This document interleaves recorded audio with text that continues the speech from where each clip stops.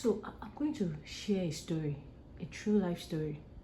I'm going to interject the story with the lessons that I learned and then what we can apply in our lives so that our lives also doesn't become a story that somebody else will tell and learn from.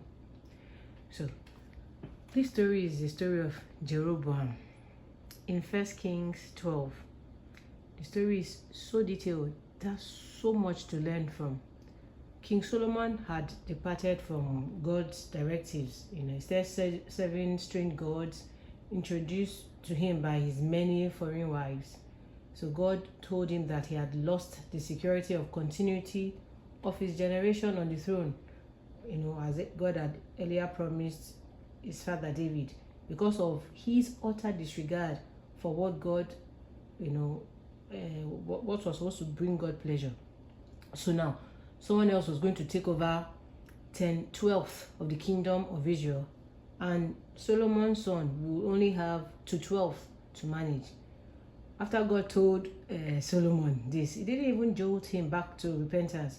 Anyway, so he died.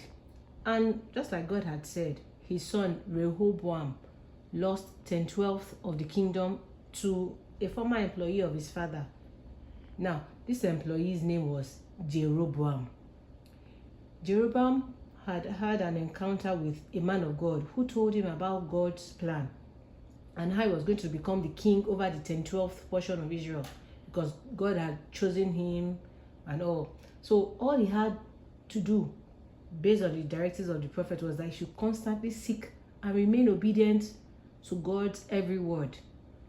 As expected, of course, Rehoboam, that's the son of King Solomon, when he saw that 10/12 of the kingdom was being taken away by Jeroboam, he gathered up his strongest warriors and he was going to put up a deadly fight.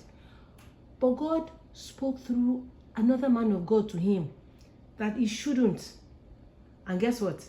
He didn't.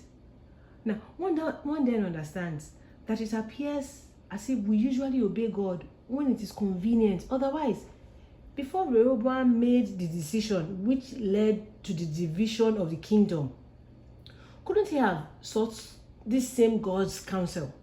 Before he asked that, how shall I handle this kingdom?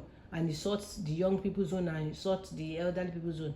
Anyways, so God spoke through a prophet and told Rehoboam, that's King Solomon's son, not to fight back. And so he stopped. But Jeroboam, the new king of the 10/12 of the kingdom of Israel, was not aware of this step taken by God. So he, that's Jeroboam, anticipated a challenge and cleverly crafted a way of handling it. A challenge that even before it began, God had already handled. See, sometimes we spend unnecessary energy over issues that if we seek God's face, we will realize that he's already handled it. Check up with God before wasting your energy to solve an anticipated problem and diving deeper into sin in the process, because not only did Jeroboam set up a solution to solving this anticipated problem, but he also changed the trajectory of every other king that took over the management of that kingdom. They all basically ruled that section of Israel under the directive of a molded idol originally set up by Jeroboam. I don't know if you get it. I pray that we all see the reason to seek and speak to God before tackling any envisaged challenge, because it might actually not be a challenge. God might actually have handled it in the long run before we even start. God bless us and direct our steps aright. Have a Merry Christmas and Happy New Year. Bye.